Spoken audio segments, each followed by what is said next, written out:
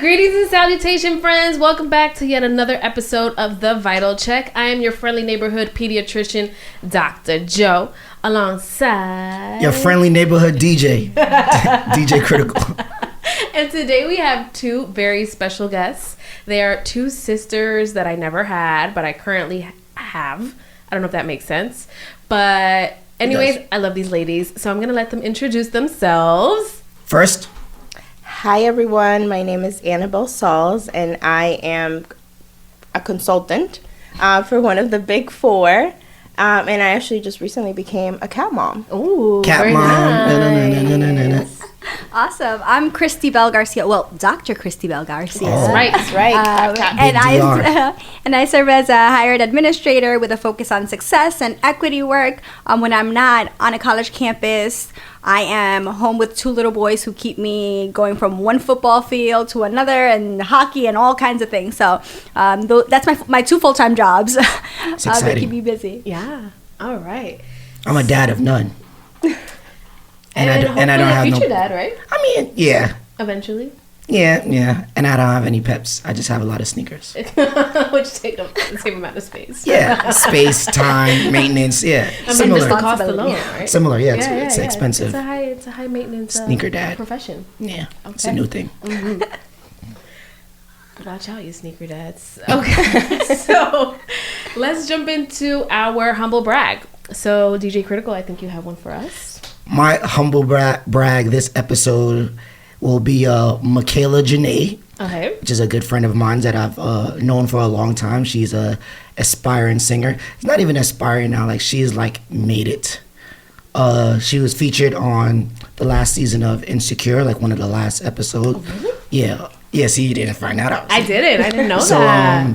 one of her songs called Mad Bitches, which I liked from like 2000 and something, like she put out. You're always I'm always like first. Yeah, I'm like the good A&R, not like you bad A&Rs out there. I'm one of the good ones that actually go out and find talent, but that's another episode. Oh my. So Michaela Janae, she's featured on Dreamville Fest, which is going on currently in North Carolina, which is a variety of different artists, from J. Cole to Boss to DJ Drama, and just a bunch of people putting on a really good festival. And she was one of the invited guests, so we're very happy that, she's seeing success and getting awareness, and hopefully she's going to blossom into the great superstar that she is. Awesome. So big up to our friend Michaela. Michaela, what up?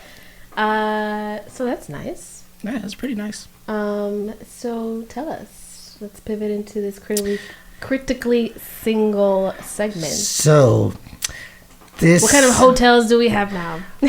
Speaking of hotels, I went to a Jasmine Sullivan concert. I'm jealous. And it was really good. She was really good. I saw people's Instagram stories. Yeah, I went all the way to Philadelphia for her. Oh, yeah, is she from Philly? She is from Philly, so that was a good show. It was. I feel like she really put on extra sauce on it because she was in her hometown. That's right. I tried to get tickets in Brooklyn, no, sold out like almost immediately. Yeah. And I was like, you know what? I'm gonna see her somewhere. Mm-hmm. So it just worked out. So my hotels this week. We gotta keep it short because the topic we have for you guys this week is just jam packed. Let's see. All right. So when you're dating, and you can, we're married. Oh, you two are We're married. Yeah, Okay. We're out So ratioed. at some point when y'all were dating, bringing people that you date around your like friends and family, I'm having, I wouldn't say difficulty, but I'm just having some type of there's a discrepancy on when and where to bring people that I'm dating. I feel that people that I'm dating feel like they should come around my friends a lot more often. When I say, I'm just going hanging out with some fellas, or I'm going to a kickback or a shindig, and then I don't invite them. Mm-hmm. I feel some type of way. Okay, that's fair. Let's hear it. I'd just be like, why don't you want to bring me around? Am I not good enough? Am I not cute enough? Do you have somebody else? Is this not serious enough? Right? Like, so I think it might amplify certain, right. insecurities for someone, right? Or is it like, hey, I'm not comfortable bringing folks around my circle until we're at a certain level? And I think if one is explicit about that, then it changes the dynamic, right? Okay. So it's like, it's not a you thing, it's a me thing. And my thing is, I just don't be like, it's like if you had, right? Like, you know, if you had kids, you wouldn't be like, I'm gonna bring them to everybody. So your friend circle and your family, those are your people. Right. So I'm not comfortable just bringing anybody. When I'm ready, I will bring the right person. That's where I'm at. That's my fair explanation, because I don't, like, it's not just that one specific person. It's like I haven't really ever brought anybody, like, never ever. By accident maybe, but not like nobody's made the cut yet. Wow. Yeah. Into the inner pressure, though. Like, yeah. Maybe you need to take you need to jump in, right? Like, maybe there is the right person. I think that's part of it. I think I'm gonna do that one of these days. I'm just gonna like, you know what, like, come on, I'm going here, let's just go together. But is it a you thing, or are you worried about how your family's going to actually react? Because you haven't had that experience. It's more so my friends, because I don't really hang out with my family that much. No, I'm lying. Well, it's like certain family members that I'm around a lot, and I have. But I think what I realized, that I brought people around, and they were just like whack.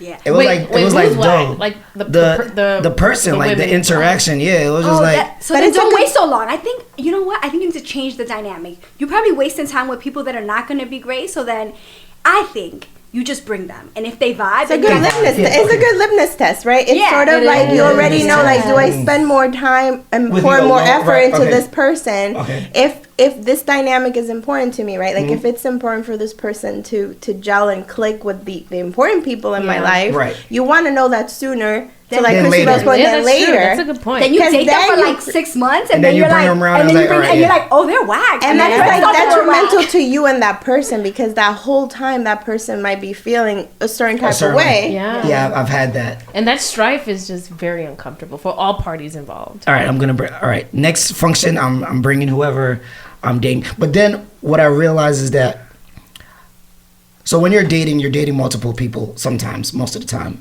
right? And I don't think none of us have known that life. So. We're like one man type of girl. Joanne's disclosing a lot about her personal life right now. Like Dr. Joe just told. So when I'm dating probably like 2, maybe 3, probably 2 people. So maybe we say getting to know. I'm getting to know, because I feel like dating is a little bit more serious. It's a little bit more serious. Right. It should be. So when I'm getting to know these women, I've brought one around and it was cool, and then I brought the other one around and it wasn't so cool. So that's where I'm like trying to pick and choose where I bring who. Bring the one that we like messy. Yeah. Bring the one that the community is into, right? Yeah. I think if you trust the community, if the community has your back, and have they like probably good will feedback. not. Yeah. Sometimes when you're really into somebody, like, you got blind spots, like real big blind spots, like you just can't see. That is true. Yeah. And if y'all are like physically gelling, and there's like this, like, you could also have major blind spots because they just feel real good, right? So I think trusting the community to be like, keep me honest, like, is this person a total wacko? Yeah, most of the time I just keep people I'm getting to know to myself, and they're just like my own little world, but I want to share sometimes. It's good because you get that feedback. Like, you might not be getting that. You're not seeing things that other people might. If you trust those other people, because I have to say, then there's just the people that are going to be haters no matter what. And I think at the end, you choose who you want to be around with. But if it's important that they have that dynamic, right? Like, then you do sort of want to bring them around, get that feel. And it's like, okay, and then you invest more time and energy into that person. Or not. Or not. Exactly. And I've also found, like, it's hard when people are really head over heels about a particular person. It's hard to convince them otherwise of that person's character. I've been there too. Even if you are a trusted person, or you are in the inner circle, but sometimes those blind spots are so, like, all right, you just become blind, period. This last point. So there was somebody that was very interested, like head over heels, like nobody can tell me anything about them, right? But I confided in some of my friends on how I felt about my treatment from that person at certain times. And when I brought them around, they weren't too taking to that person because they know how that person made me feel. So that made that person, it was awkward for them because I was upfront. I was like, oh, well, I told her about, you know, what we were going through, and she doesn't really like you that much. And she's like, oh my gosh, like, they don't even know me like that. Yeah, but they know how you treated me, and they don't like anyone hurting me. So that's gonna be another conversation. Because that was like a birthday situation, so it was a lot of my friends, and then they was just like giving her the eye and stuff. I've done that. I've definitely done that. What, giving somebody I dated the eye? Not you per se, because I can't keep up with you. But hey, that was back then. It's just I'm more in general. Like, I'm more controlled now. So we'll talk. That's definitely gonna be another conversation. When you share your relationship issues, does that give other people permission to then comment? Yeah, they don't comment. They just. Well, they prejudge that person. They so do. now it's like they won't give that person a fair chance because they're sticking to they have your their back. Allegiance is they're with kind of me. exactly. Right. They have your back, so they don't. Everything else kind of the person can be a saint and it goes out the window because at this point. So that happens a lot with family members too, right? Like it's sort of what they say: you do not go and tell your mom and your dad about your spouse or who you're with, because they're gonna be on like the defensive. When they see that person, the only thing they see is the bad thing that they in that moment, and you're gonna have arguments, right? And a relationship's not always going to be idyllic. It's not always. You're gonna have that argument, and then 2 days later, you're like in honeymoon, back to your honeymoon, and everybody else is still upset. Yeah. All right, so I'm gonna bring everybody everywhere, and I'm not gonna indulge in information. Okay. We'll see how that works. That was quick. I'm here for it. I'm waiting for the update. Oh yeah, you're gonna know. Tuned. You're gonna know. We need a check-in, for sure. So now we're going to pivot into something that's not as fun, I guess. It's not. But it's important. It is very important. So in this room, we have 3 women of Dominican descent. All first generations. We know. We know. It's a great place. DJ Critical loves some Dominicans. Yeah, I do. And right, so in the media, we have seen, I call it a circus because honestly, I hate watching the news. I read it, and when I do read it, as you guys know, I only read the titles. So watching this confirmation hearing for Judge Brown Jackson has been somewhat, how can I say? It hits close to home, right? As the first woman of color, let's just put it, just as the first Black woman to be nominated as a Supreme Court justice, right, that in itself was a feat. But what was displayed by our compatriots, I guess you can say, because right, we're all Americans, I guess. I'm Jamaican. I'm Jamaican. I get to pick and choose, like, you know. Yeah, no, I do the same thing. Yeah, this time I'm Jamaican feels. Right, it's disheartening. So we wanted to talk today about our experiences, right? We are in very, how should we say? No? We're in careers where there's not many of us. Okay, when you are the minority.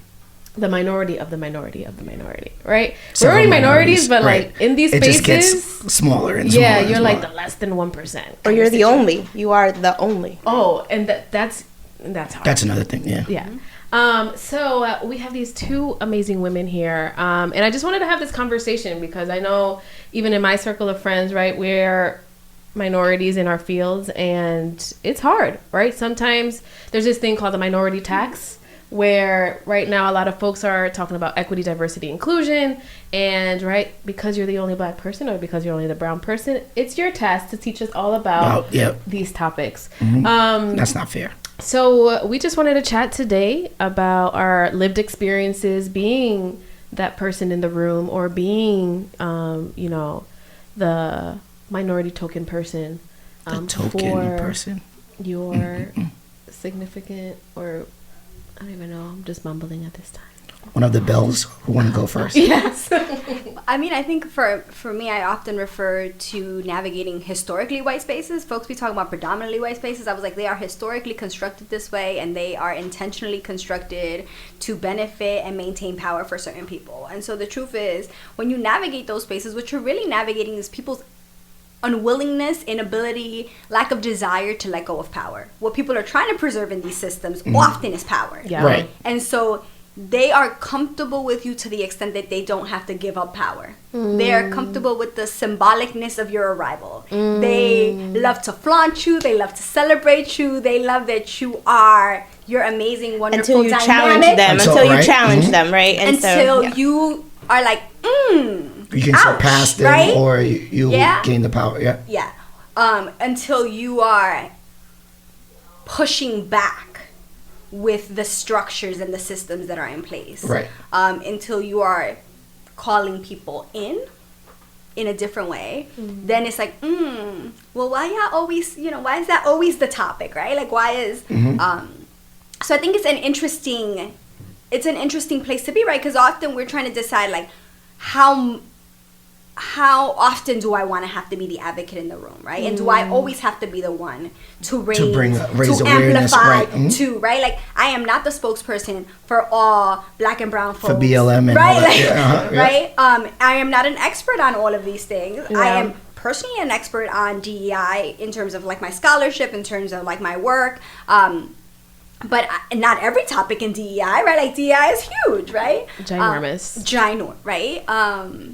And so what happens when there's this expectation that you have to be that person, right? On a constant, to the minority tax, right? Like, you are constantly put in a position to be that person. Or any initiative is like, DEI initiative, you should be, right? Suddenly you become the face, and, like, that pressure of, like, you have to, and then you're speaking for a whole group of people. Right. Like, with you diverse stop talking experiences. about, right, you stop talking from your own perspective, but you're carrying, right, like, you're speaking for this whole group of people. Like, I don't know that I want to speak for a whole group of people. Like, I don't know that I want to carry different them. we are, right? Like, that even within communities that we think are similar, we're so diverse. Different, right? exactly. And that there's all these intersectional parts, right? Like, it's not the same to be, even for us, Dr. Joe's saying, 3 Dominican women, and our experiences are different, right? In a lot of different ways, right? Yeah. For me, my dad came when he was 7 years old to the U.S., right? And so both my parents went to elementary school, middle school, and high school in this country, right? And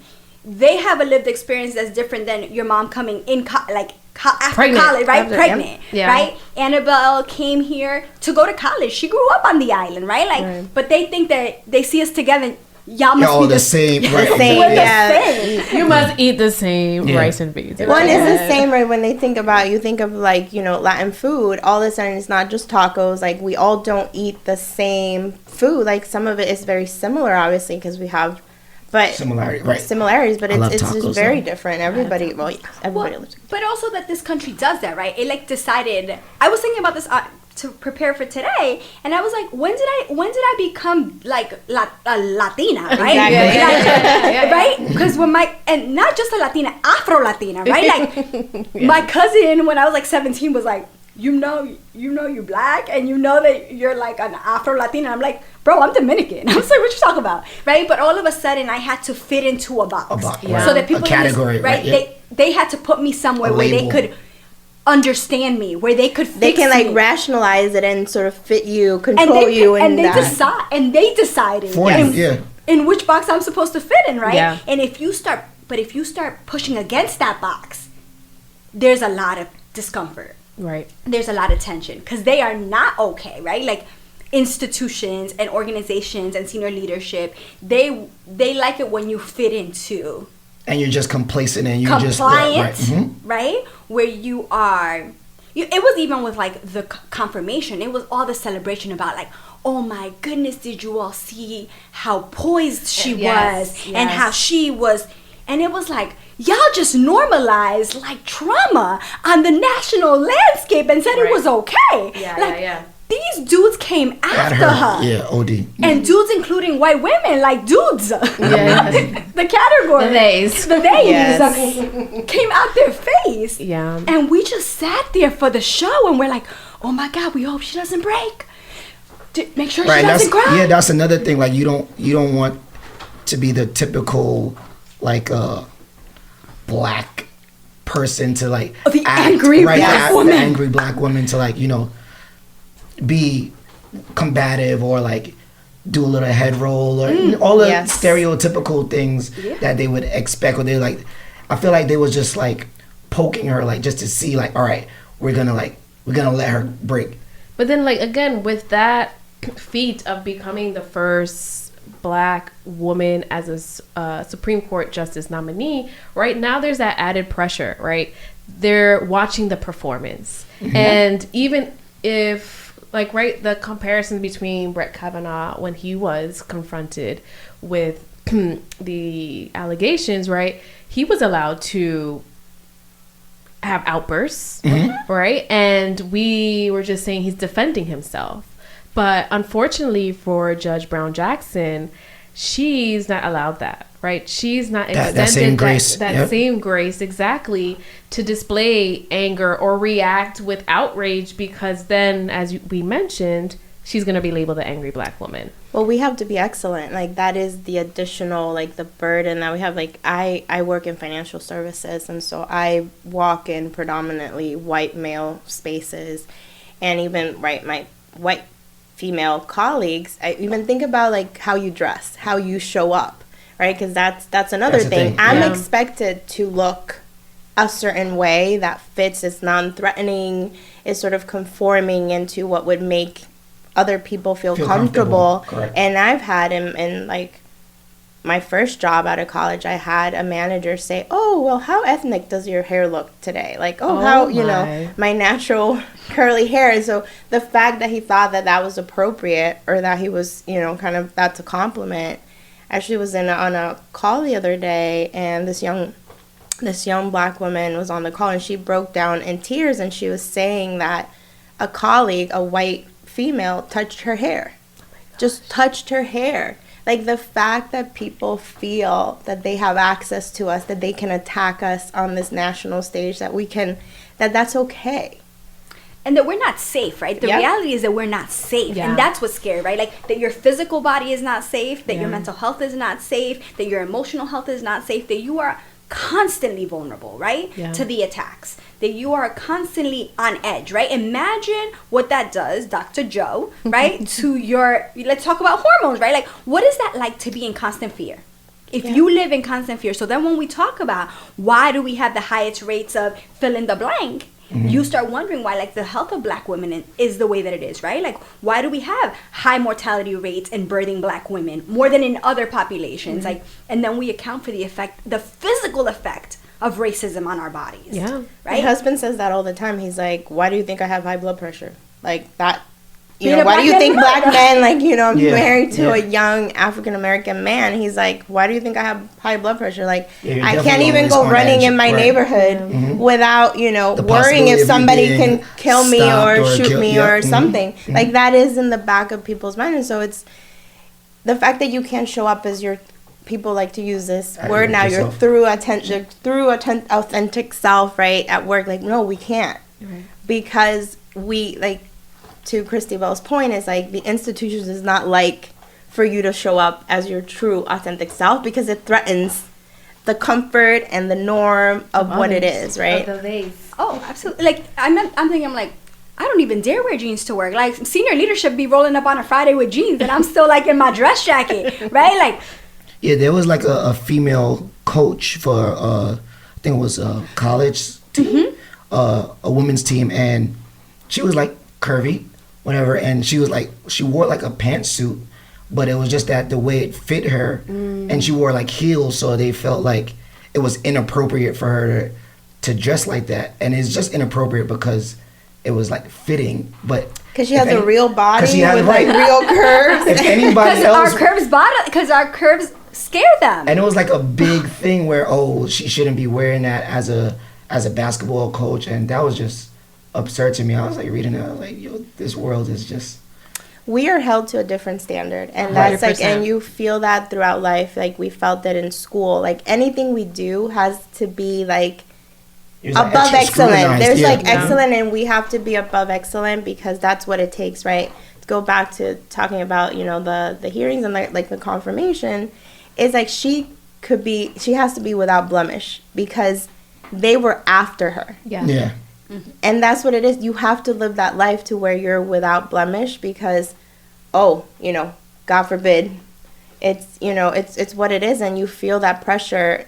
you have to live up to this like standard, and that's exhausting. That's tough. It is That's exhausting. And like I think what's his name, Senator Cory Booker alluded to this, but right, the sense of we have to work twice as hard to get half as far.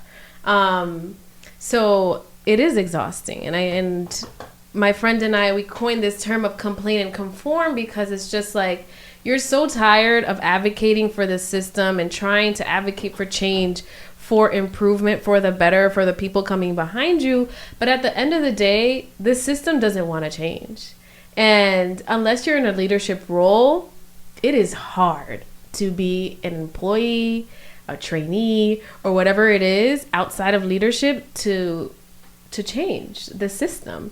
And then at that point, you just conform. You're like, you know what? F it. Like, I'm just here to do my job. I'm just going to clock in, Yep. clock out, and, whatever happens, happens. Because then, like, you are exhausted. And but I'm going to push back on that, right? Because I've still seen, like, young people come together and organize to create change. Like, so I'm down, like, I understand.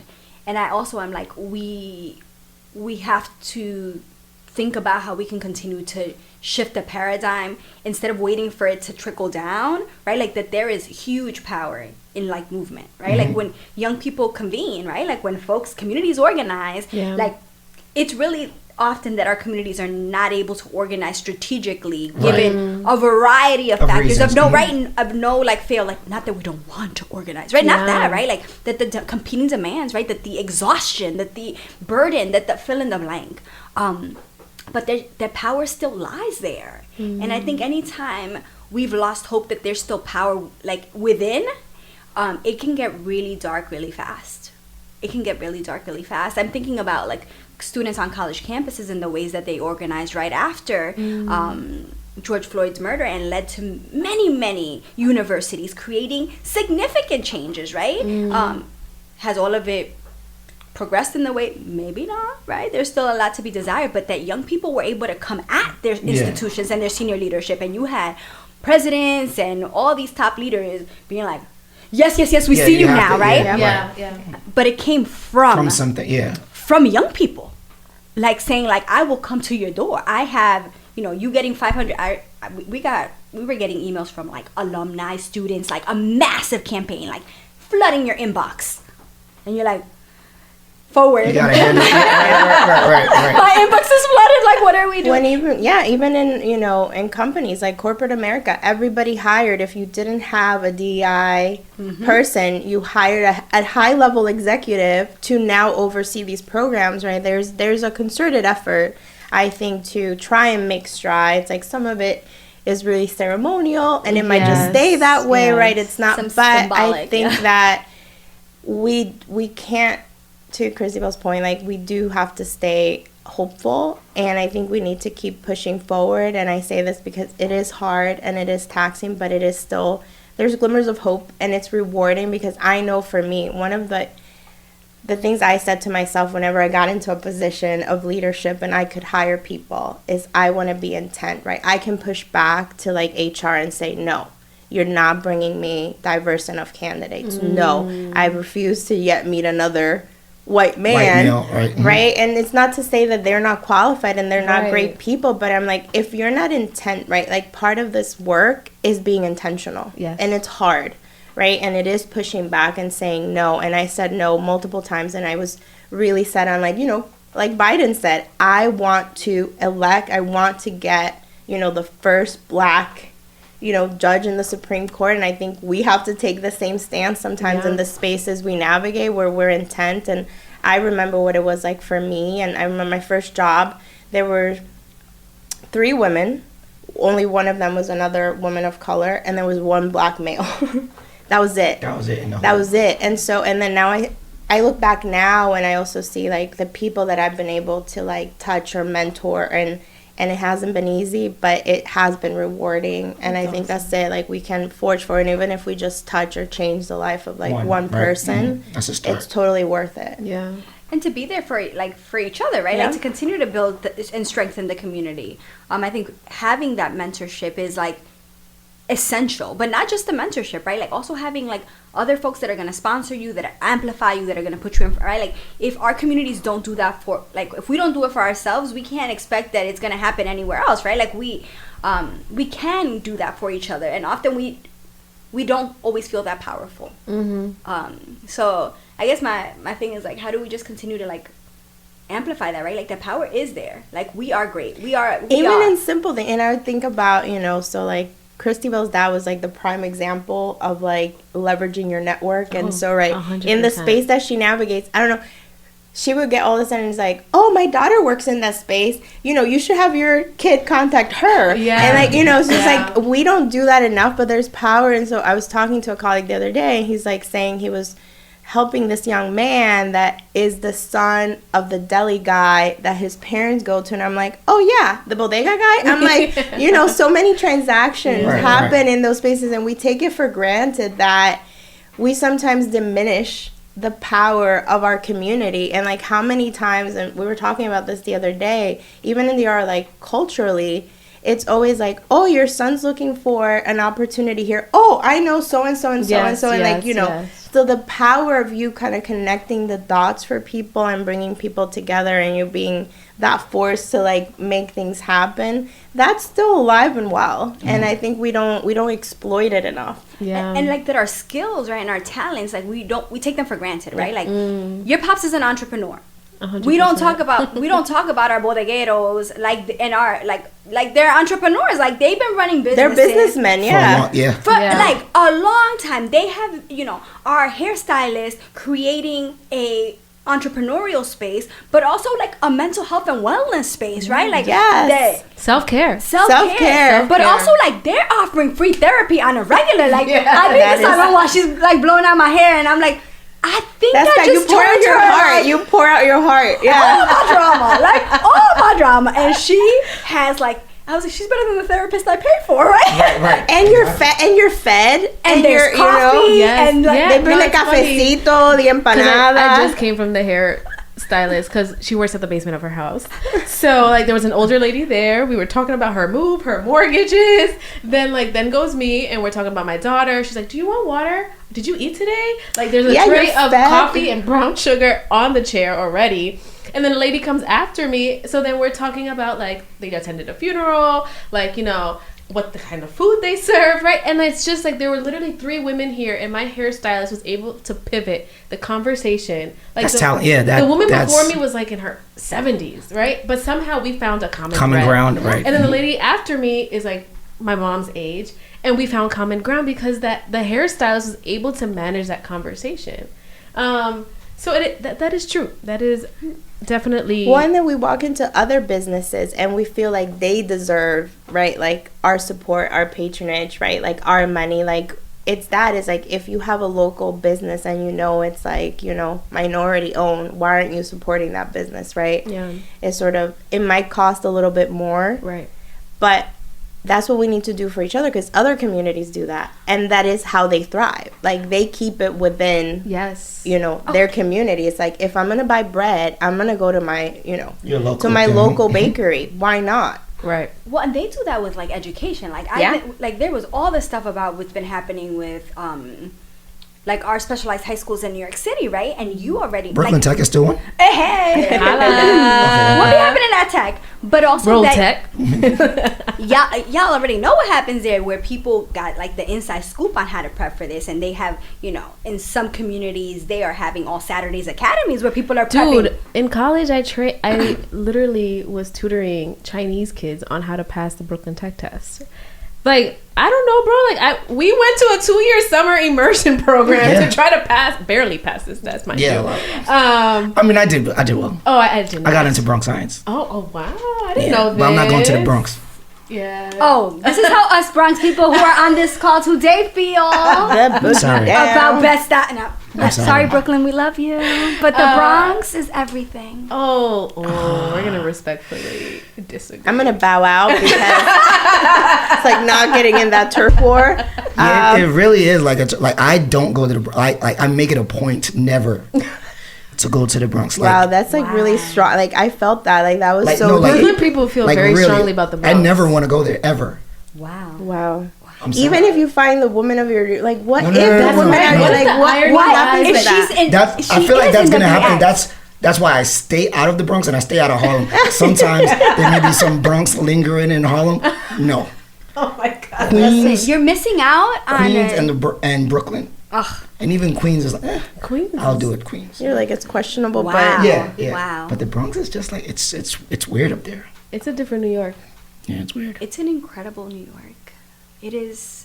I just feel there's enough love, to go around. Spread So, love. It's the spread Brooklyn love. I mean, the irony, it's a Brooklyn way if you're from Brooklyn, but if you're outside of Brooklyn, it's The love is stops there. lost. Yeah, I don't know. It's like you But- change that letter after the B. You're Yeah. like, it can't be a be B the family. X. It could just Yeah, be. but just the bees. Yeah, Yeah, something in but then common also there. like the Bronx likes to front that they have a preposition before them. So like the Bronx, right? None of the other boroughs Or have that. the Bronx. Come on. Oh yeah. I don't know nothing about that. So. I mean, I'm gonna say when I did run my last half marathon, which was the New York City half. The Bronx was the toughest part. No, we didn't go into the Bronx, Oh, but okay, they cool. were the loudest cheerleaders. So when I saw the Bronx runners, they had the music popping. They had a whole mob just a like whole cheering you different on. area But over there. Bronx Pride is real. It's very real. yeah, It's very real.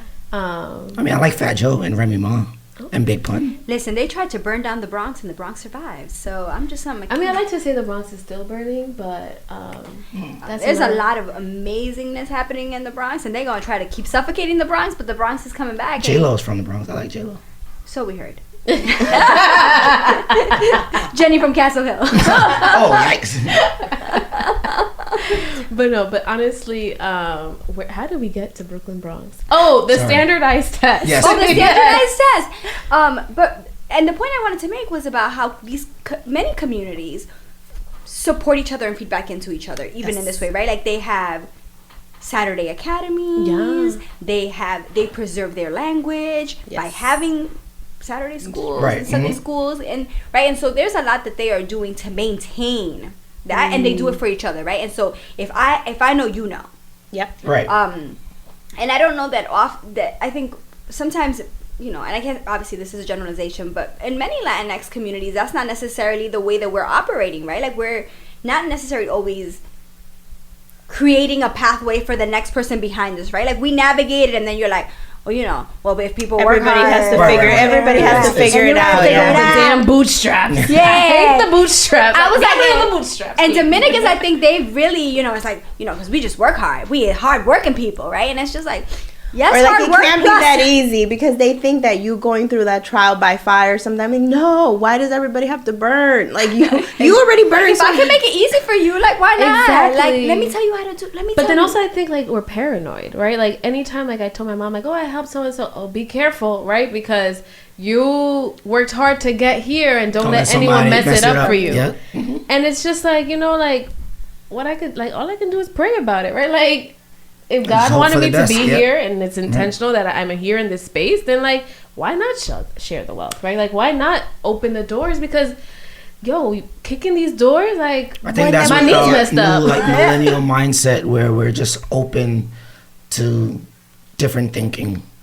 Whereas like back in the days, they're just like, because even when my dad, who's like a very rigid Jamaican Rastafarian, he's like stuck in his ways, and me and my sister like try to like present different outlooks on things today, and he's just like, nah. Not even that he's not, but he just doesn't have the bandwidth to like understand like, no, like, this is okay, like this is fine, this is not like, no one is coming after you. And he's like, yeah, and you're also not gonna lose your identity, right. I feel like they think like if you share, like then that opportunity, like you're going to give up your Well, it's because we come opportunities. from like, it's this kind of scarcity mindset because we also come from places of trauma where we've had to fight and things have been pillaged from us, right? Think about it. Like our ancestry is one of like, we were trusting and people came and ravaged us, right? And so I think to an extent you carry that with you, right? Very deeply. and then you have the because- monarchy come and Exactly. There's Oh, always, I feel and like it's like, there's and a- it's like in your DNA Right. basically, right? Like I think there's research that suggests that, right? Like that trauma literally like it is like internalized into even the body, right? And so like breaking generational traumas, right, is really trying to undo like centuries. Years of that oppression, of that, you know, you being kind of just you think if people ravaged. were organizing, right, like if they hadn't socialized our communities that way, we would, you know, how long can something last had we found power within our own community? But they figured out how to make us mistrust each other. Yes. Right? Yeah. So they create a system, and it continues to operate that way. To the point that we were making earlier, right? Like, if you build a system to function that way, you will preserve its power forever. Yeah. Because it benefits you, right? Because it benefits so it you. benefits them to have us be in, you know, break us up, right? It benefits them to create categories that keep us separated. It benefits them to continue to instill in us this mistrust, right? Like this competition, right? And that the thing we're striving for, because think about it, that definition of like success and better, they're defining that. That's true. Right, they're defining that, so you feel that that's the better. Like when you're thinking about what should we strive for, is like you think, right, like, no, my bodega is not good enough, but I will go pay $12 for a sandwich at, you know, a deli, but I complain to my local bodega guy that he's charging me too much, with right? the better steak sandwich. Yeah, exactly. Shout out to my cousins in the Bronx doing the steak sandwich and the And chopped we cheese. do this, exactly. We do the same thing of like you go and pay a fancy, you know, maybe nail place, but you don't support your local, you know, entrepreneur person that, you know, that T-shirt that they made, that's their art, but you go into somebody's boutique and you're willing to pay, you know, Yeah, the full my ticket local price. bodega raised prices on stuff, and I'm like, okay, well. And you know, inflation's real, I get it. right? Like, Yeah, it's real. Right. Absolutely. Just really. But it's more of the hitting intention behind Yeah. it. Like every time you spend your money there, you're letting that small business owner, right, that person know that, you know, you have their back. Right. Yeah. And to me, I was very intentional about that during the pandemic, because it's like you want these businesses to be To able stay to there, survive. right. Yeah. Because when we come out of that, we're coming out of it. Thank God. Let me not say that too loud. I'm wary. I know. It's like, let me not say that too loud. But it's like you're coming out of that. You want that to still exist, right? You want it to be there. You want to support it, and think about like if you're leaving that as a legacy for your, right? Because another thing is that generational wealth, right? Like we've been deprived of that, and so you're trying to build that only sustains if the community is also behind that, right? Like you need a village. It really does take a village. Yeah. Indeed. Certainly. And I am grateful to have you ladies in my village. And now DJ Critical's village. Yep, you're in my village. You gave me good advice earlier, and I'm going to implement it. He's bringing some friends up to the Bronx so we can meet some friends in the Bronx. What is in the Bronx? The zoo. The Bronx Zoo. There's a lot of the things in the Botanical Bronx. Gardens. I There's think- one in Brooklyn. The most green space of any borough. Oh. Really? I didn't know that either. I mean, and I work in the Bronx too. So. And a lot of good food. There's a lot of good food. yeah. in It's Arthur diverse. Avenue. There's Arthur everything. Ave, yeah. There's a diverse African population there. So Yes. any type of African cuisine you can find in the Bronx. Yes. Okay, tell you what. Honduran, Garifano food, Central American I'm gonna food, take a trip to the Bronx. Dominican Central, Puerto Rican food. Yeah. Yeah. I'm going to take a trip to the Bronx. Oh, he's coming. Like an excursion. I'm going to lock my doors. Ill, Brooklyn. Ill. And, I mean, as long as you don't have a Honda or Acura, you're fine. see? That's anywhere. That's in Brooklyn too. So I'm not letting y'all get away with that. Yeah, no, it's, I know it's we're in everywhere. Brooklyn. All right. All right. So Fine.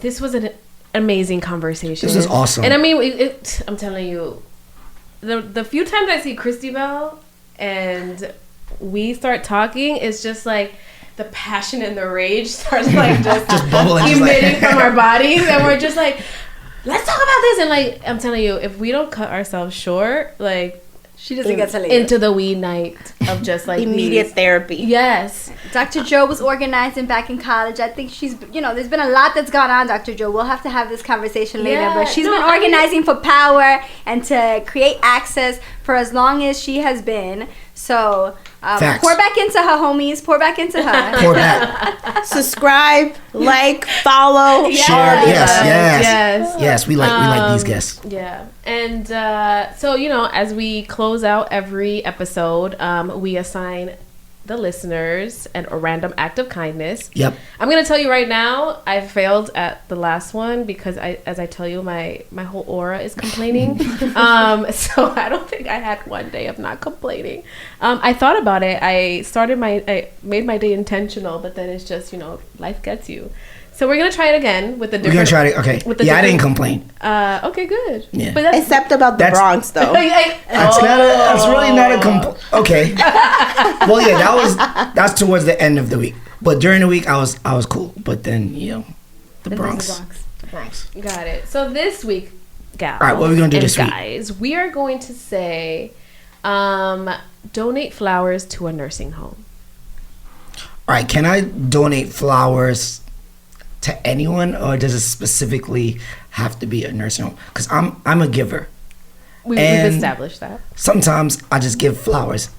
No. Not to people I date. I feel like our eldest is our forgotten population, and especially once you go behind the nursing home doors, like I was reading a thread this morning about there's like lack of nurses in nursing homes, and like all these tragic stories. I'm like, my gosh. So a random person just go in there with like flowers and just like sit it down on the desk or something like. I mean, I think the times have allowed us to just put an address and you can just get delivered. But then the thing is about, even this comes with like donating like clothes and stuff, like I kind of want to make sure that the right recipient receives what I'm giving. All right, so then you will be hand delivering flowers to a nursing home, and whoever can do it, just donate some flowers. Just bring some sunshine to a place that sometimes gets forgotten. But maybe if you have an elderly person that lives alone in your neighborhood, maybe that's also another act of kindness you can do. Like if you're away, or anybody in your building or somebody else's building, one of your many show love to an elder this week. Yes, how about exactly. that? Okay, that's less constricting. And your little hat has like a little heart sign too. Oh yeah, shout out to Find Love Soon. Oh, okay. Yeah. Alrighty. So with that, kind folks, we are closing out episode numero 5 of the Vital Check Show with Dr. Joe and DJ Critical. Bow. All right, take care, be well, until next time. Bye.